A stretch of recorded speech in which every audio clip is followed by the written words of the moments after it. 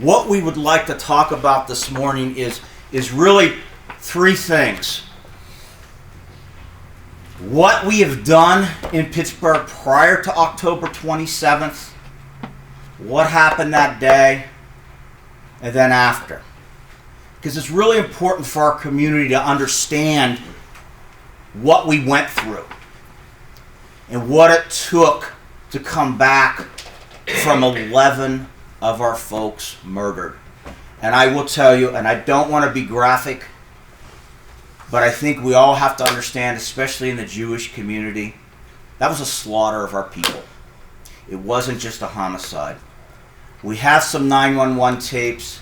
He did it because they were Jews. Plain and simple. I spent almost 3 decades in the FBI, and part of my side business, I was a crisis manager.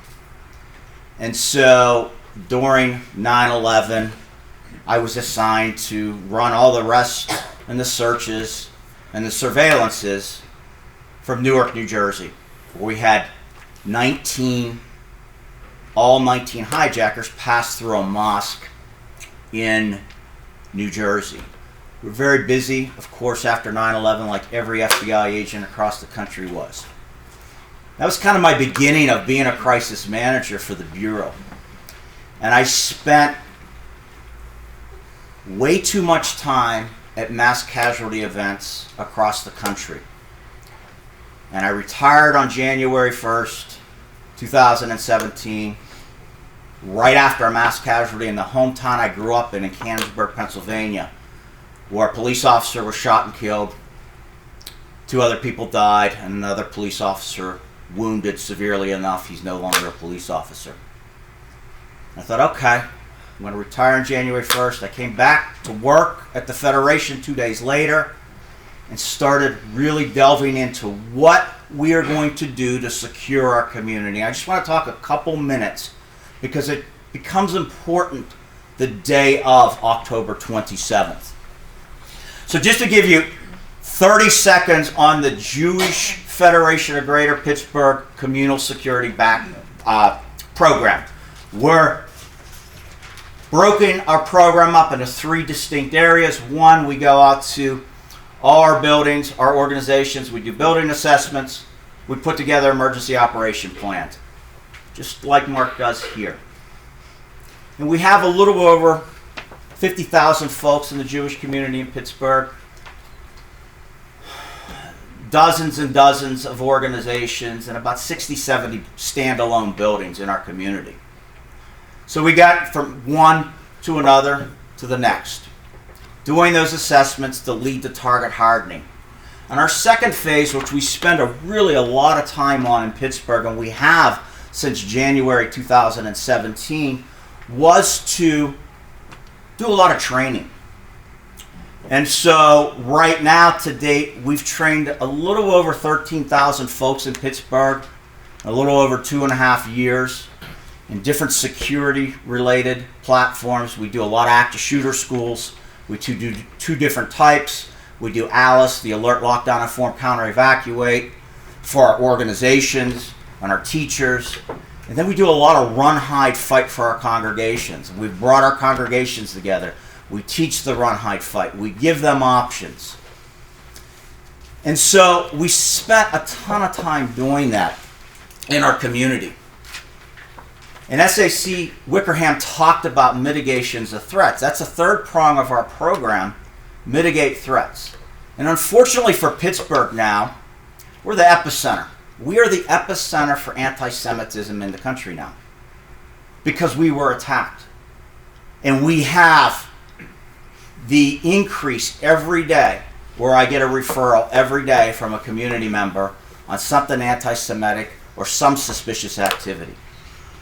Every day our community in Pittsburgh and the greater Pittsburgh area reports these activities.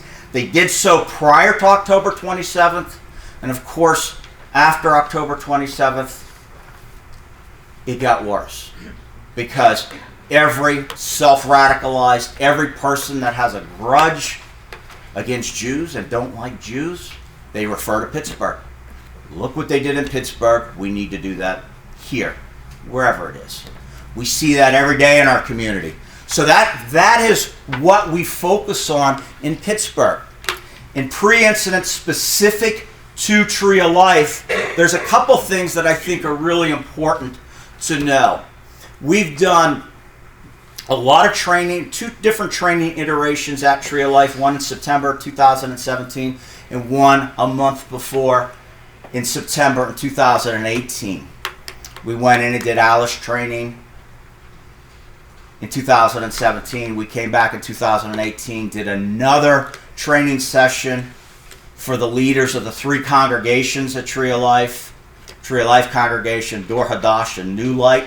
Understand that there are 3 congregations in one massive structure in our synagogue.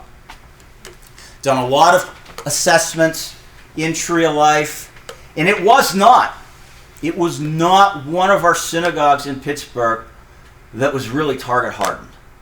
They had a new rabbi starting in 2017. He was working very hard to start the training program there and start working to target harden. And a lot of you know that rabbi. You see him on TV, Rabbi Myers. And he really had security in the front of his mind when he took over that synagogue. Couple things we did right at the beginning that played a huge role the day of October 27th. One of the first programs we really wanted to work with, our community, we teach our community how to live for 3 to 5 minutes in this run, hide, fight. 3 to 5 minutes prior to law enforcement coming. So we teach our community some form of commitment to action in case of our worst nightmare. We do it all the time. We decided that we thought it was real important to do a major exercise in the Jewish community in Pittsburgh. We forged a very good relationship with the Pittsburgh PD. I had the good fortune to work with the Pittsburgh PD for about 12 years when I transferred from Newark to Pittsburgh, so I knew a lot of the folks. And we wanted to do a full-scale exercise, and they said, that's really good because we are now forming our rescue task force, our Warm Zone Rescue Task Force. And so for the folks that are in law enforcement, they understand what I'm talking about. But to give you kind of a quick synopsis of what that means is, if something bad happens, law enforcement responds.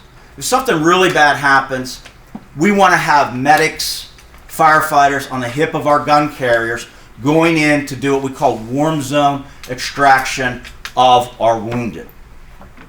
That's kind of a new phenomenon in the last 10, 12 years that has really been pushed out into law enforcement. Because we know seconds, minutes matter. We know that somebody that's bleeding, most times somebody that's shot, we could save them. If they're not shot here or deflating the heart, if we can render life-saving first aid right away. Pittsburgh PD did a great job. We trained. We had probably about 10 iterations of warm zone extraction with our police, with our fire department, with our EMS, with the EMS trauma surgeons at our Jewish facilities in Pittsburgh. So we opened up every one of our facilities for our police officers to train, and we are the role players, and we really helped them out. So on January 25th, we did a full-scale exercise with about 250 people, 150 law enforcement, 100 community members from the Jewish community, and we did an active shooter warm zone extraction. We had the trauma surgeons come in, we had role players, the whole 9 yards as a full-scale exercise. That was January 25th. The first time that warm zone extraction team was ever used was on the Tree of Life. And I'll explain to you, we had a trauma surgeon in the building while the shooting was going on, rendering life-saving first aid. So our community is really taught to be great partners with law enforcement, and it really helped us out the day of October 27th when we had a trauma surgeon in the lobby rendering first aid to a police officer. Honestly, if that trauma surgeon wasn't there, wouldn't be here today. We had 2 victims shot that survived, community members that may not be here today if it wasn't for that warm zone extraction.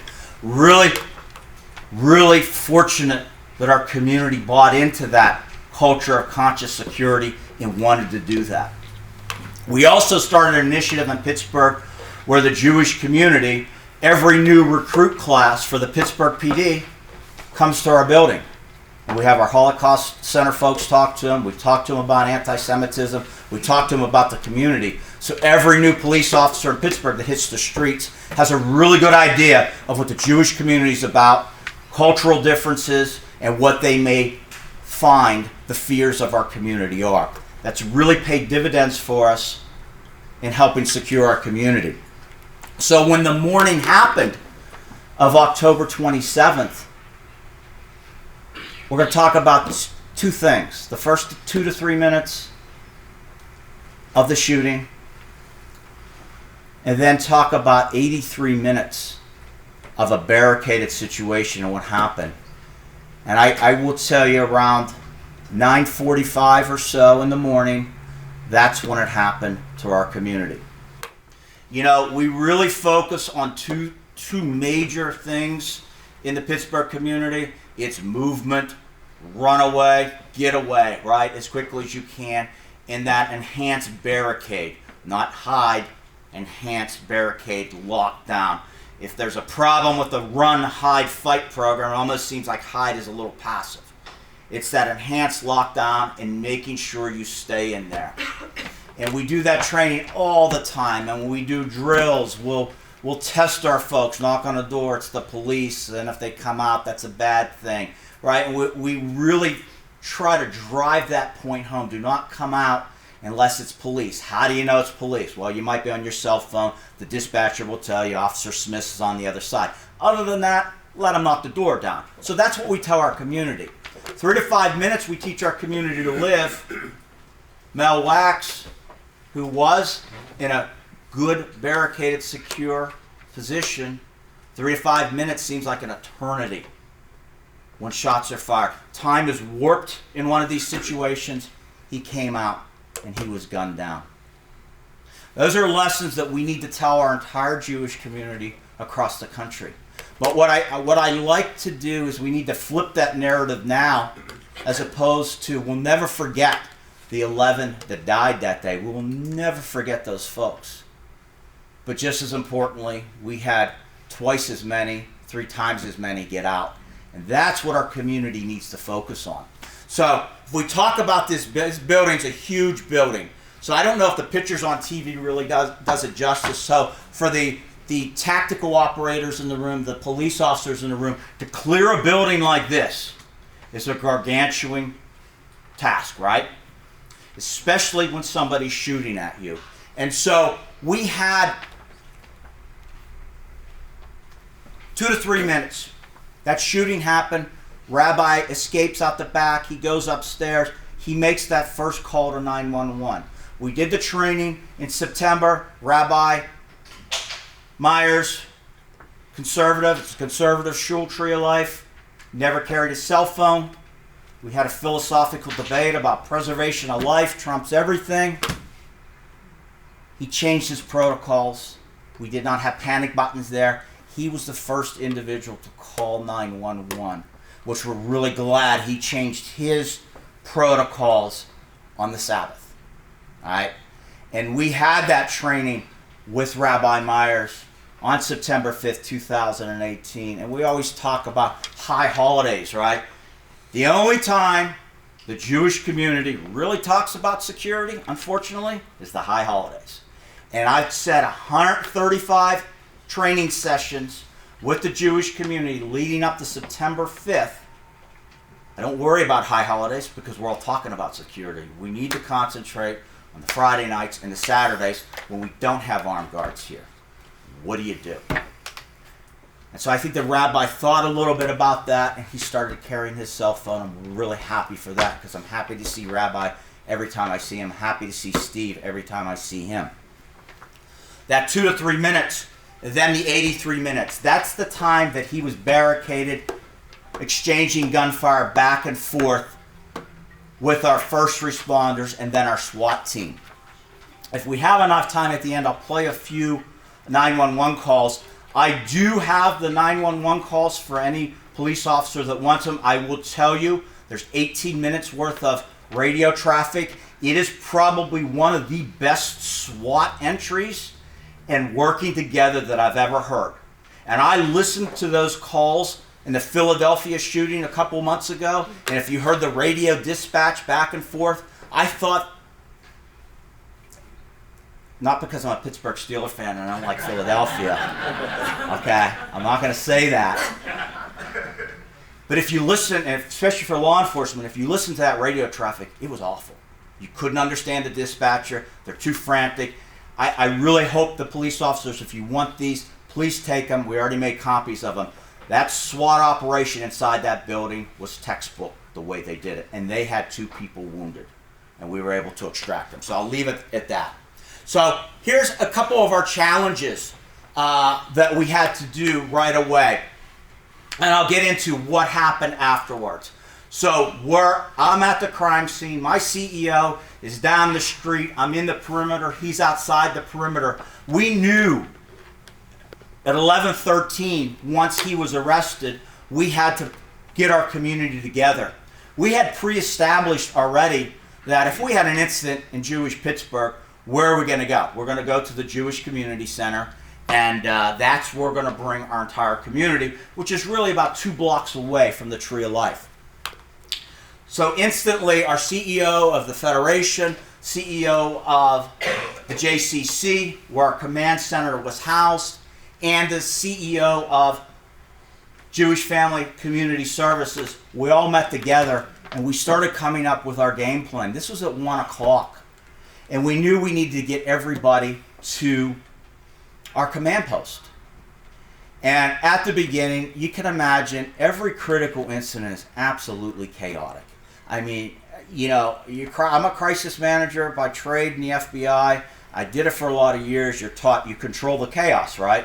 It's always chaotic. No matter how organized your police department is, your first responders, the community itself, it's chaos. You just need to control it. And fortunately, very early on, it was decided that it was going to be an FBI investigation. And I say that, fortunately, not because Pittsburgh PD was unable to handle it. We knew who was going to be in charge. So for the law enforcement folks, that makes their life a little easier. Okay, FBI is going to do the evidence collection. We're going to work in concert with the Pittsburgh PD. No issues there. We had a few issues right at the beginning with a little communication issues, as you always do. That's always the number one after action review point. Communication failed here, here, and here, right? So the city pushed out that we were going to have a command post at a local college. We said, no way. We're not going to do that. We want to bring our community into our place. So at the beginning, there was not a friction, but a nice heated dialogue with the folks at City Hall and the Pittsburgh PD, and our folks and our friends at the FBI all then finally understood yes. Because we had already sent our community there. We had already talked to the Red Cross. We had already talked to the Salvation Army. Those things pre-established that we talked about, and they were all coming. And so that was our first hurdle we had to overcome. But at that 1 o'clock meeting, we brought everybody together, and a couple things that we made and decisions that were made instantly. 2 hours after the shooting, we knew this was horrific. We knew the community was going to be devastated. One of the first things we addressed was really to talk about, we need to make sure we come up with a plan today and tomorrow that every kid gets back into school on Monday. Every parent brings their kid to preschool. Every synagogue that wants to have a morning minyan is going to be open. And that was one of our first tasks that we did.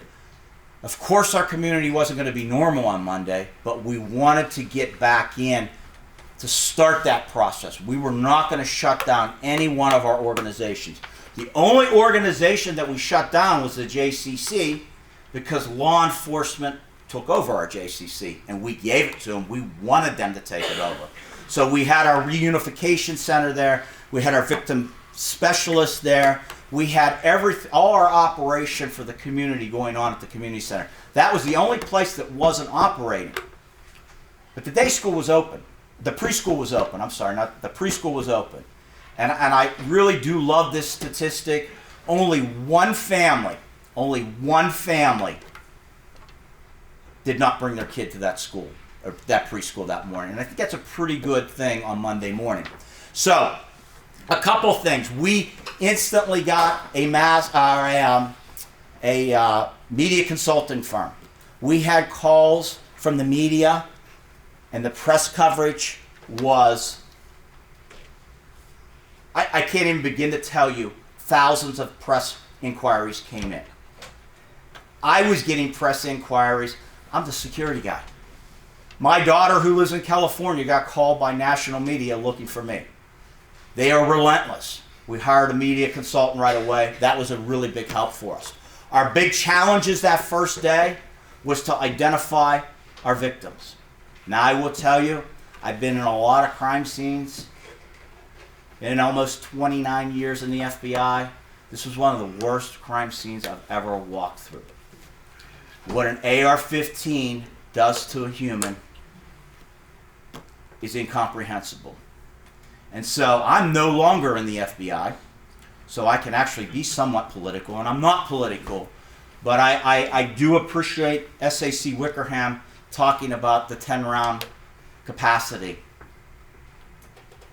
At the very least, that's what we can do in our country. The AR-15, we could not, I knew a lot of the victims. Out of the 11, I can only identify one victim in that synagogue in the afternoon. I can only identify one. The only reason I can identify him because he was big and huge. And I knew who he was instantly.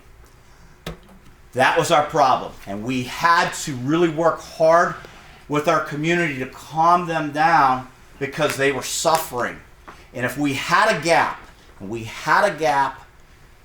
in what we did, and probably one of the things that we really didn't do a good job on, we didn't do hourly briefings with our community. We needed to do that. I know that as a crisis manager. I do it, and I've talked to my counterparts and my former counterparts at the FBI, and you know, they were busy getting ready with the scene and the investigation. But we had hundreds of people that were waiting to see, is their loved one alive or dead?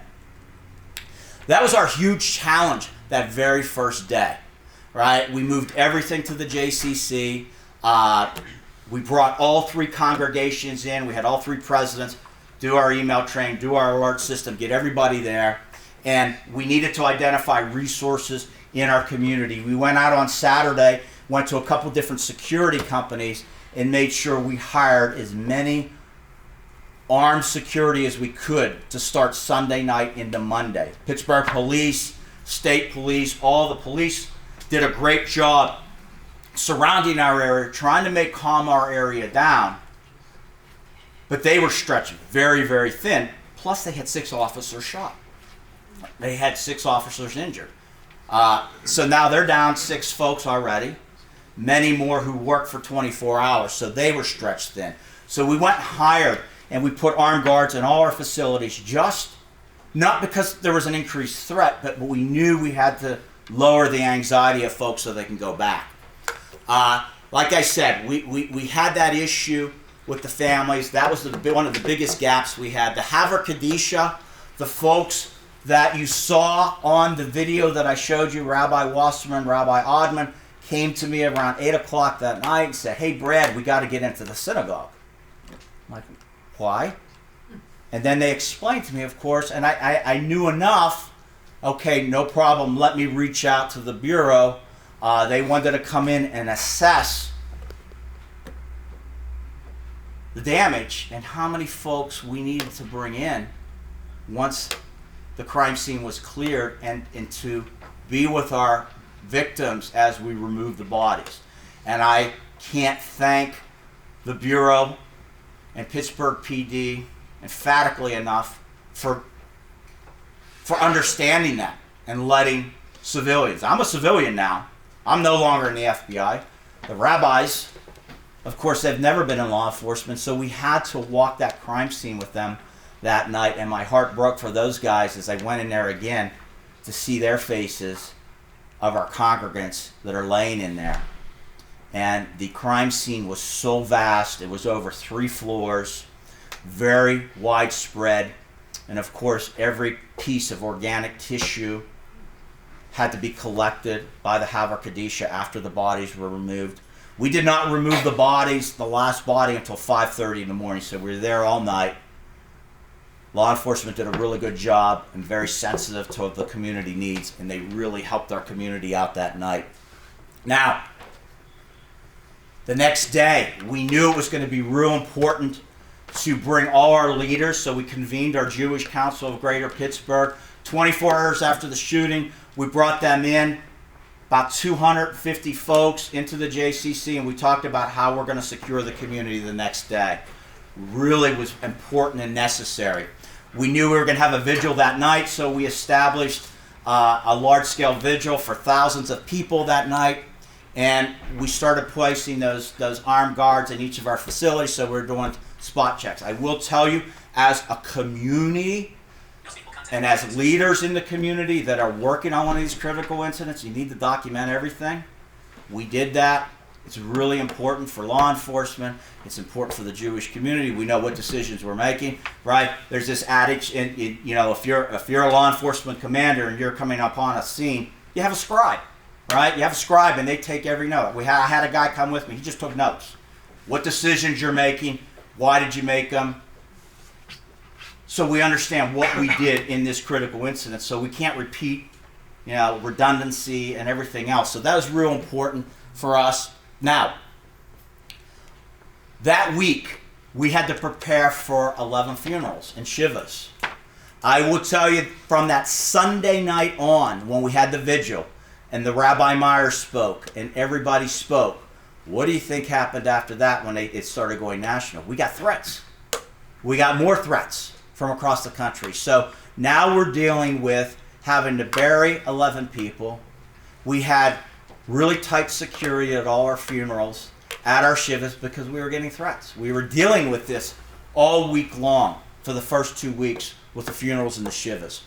Really a daunting task. Our communication from the community to the law enforcement was constant. They knew every service we were going to have in Pittsburgh. They knew every pop-up vigil. They knew every week, the week after. They knew everything we were doing so they could help put law enforcement into different pockets so our community can feel safe enough to come out. Constant communication with law enforcement. Fortunately, we did a pretty good job prior to October 27th. They knew the community. They knew our buildings. That really made a big difference for us.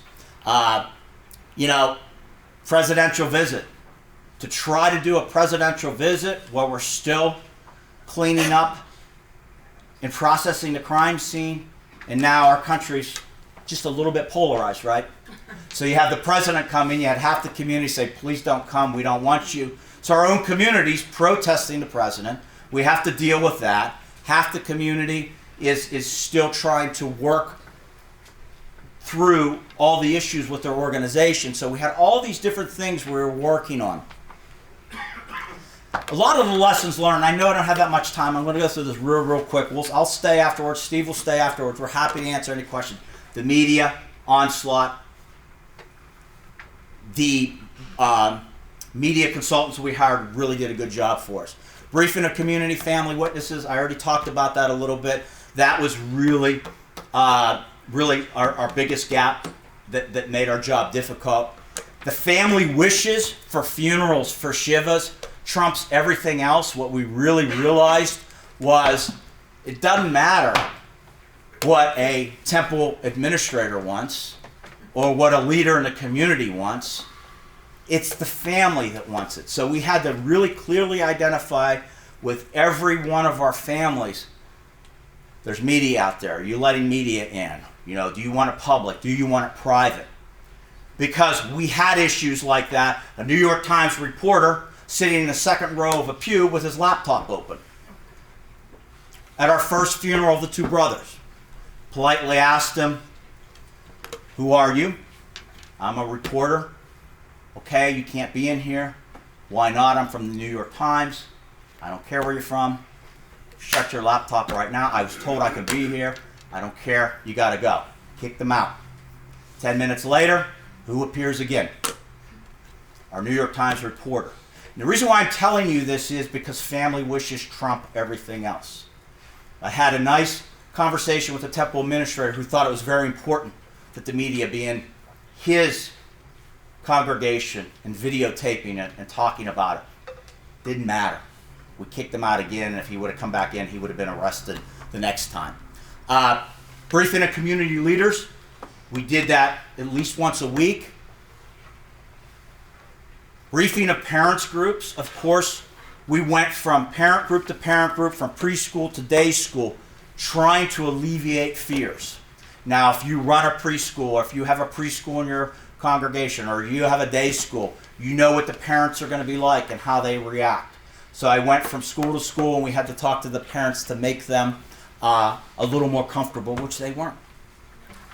Politicians' promises, be very cautious. Okay, everybody is well-meaning in one of these, but of course on Sunday night, we had politicians come in and announce publicly, you know what, when you wake up on Monday morning, police will be at every synagogue. Do you think the politicians ever talk to the police about that? Of course not. So at 6 o'clock in the morning when I'm making my rounds and I'm getting calls from every one of our schools, Brad, where are the police? Be very mindful of that. It's not helpful for our community to make a promise that cannot be delivered the next morning. Made things a lot worse for us. Fortunately, we got a great police department. Fortunately, they understood and they came out and they really helped us. People are going to want to make changes right away. The changes need to be methodical. All right? We had 75% buy-in from our community prior to Tree of Life. And then there was about 25%, you know what? We're good in security. God will provide. I heard that from a lot of our organizations. But what happened on October 28th when we convened the Jewish Council, those folks that had never had active shooter training or building assessments, again, we have 60, 70 buildings. They're all looking at us at the Federation saying, where have you been? Why aren't you in my building? So now we have 100% buy-in in our community. And the folks that weren't trained, the folks that did not have assessment, wanted the most radical changes. I will tell you the good news. The folks that we did work with, which was the vast majority of the community, prior to October 27th, when Monday morning came at our day schools, we did not change any security protocols. We did not change any of our security training platforms. It was back to business as usual with a little more increased patrols from the police just to make people feel comfortable. Really important because people are going to react. Handling the dignitaries, really tough, and especially when we have the folks from Israel come in. They just come in, they bring their armed security in, which causes a problem for the police. We really got to be careful and look at that. People taking advantage of a tragedy, it's endless. It is endless in every one of these mass casualty events. You're going to have people come in, try to sell you stuff, take advantage of it. Rabbi assistants, one thing we did learn was we had all this mental health service come in. But a lot of our community wanted spiritual care, right? And they wanted to talk to a rabbi. Well, what happened to the rabbis that were doing a lot of trauma spiritual care? They were traumatized. So we had to bring more rabbis in to help our community. And the only last thing I will leave you with is there is no such thing as too much training, too much drilling for our community. Look, we talk about this in every training. We need our organizations to develop a plan, have a written plan, communicate the plan with the staff and congregants, practice the plan, share it with law enforcement. That's the way it works. Our goal is to minimize the loss of life if something bad happens and try to pick up the pieces afterwards.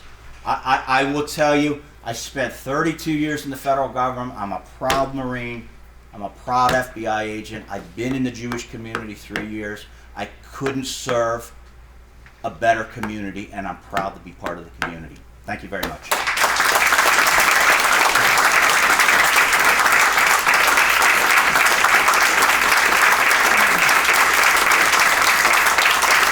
Just want to reiterate, Brad hit on it right before we ended. We need to keep up our security protocols. We need to make sure all of our security our equipment is operating. We need to continue to conduct training. I know some places have been a little bit reticent to conduct training. We will do that for you. We like to do it with our law enforcement partners so that you get to know them, they get to know you, they get to know your facility. So if you haven't been trained and had some sort of training like Brad provides to his community, let me know. I know we have, a lot of you have, but there are some that are still kind of, like I said, reticent to do that. So let's continue to do that. Again, thank you to our law enforcement partners for the relationship we have with you. We cannot do it without you. Like Brad said, that your commitment in Pittsburgh, the commitment in Cincinnati with the shooter in Dayton, people have to understand that that's what you guys do. But, and this is not to take anything away from them, but as I will always tell you when I provide your training, you may call them the first responders. I don't. You are the first responders. You are going to be there before whatever happens. You are going to be there when it happens. You are going to be there in the aftermath. These guys come as quickly as they can and they do respond, but you are the one that's going to be there, so we need to be prepared. Like I'm going to steal Brad's, I'm going to tell him that right now, your commitment to action. That's what we need to be able to do. And like Steve said, he knew what to do because he was trained. And that's where we need to be as a community as well.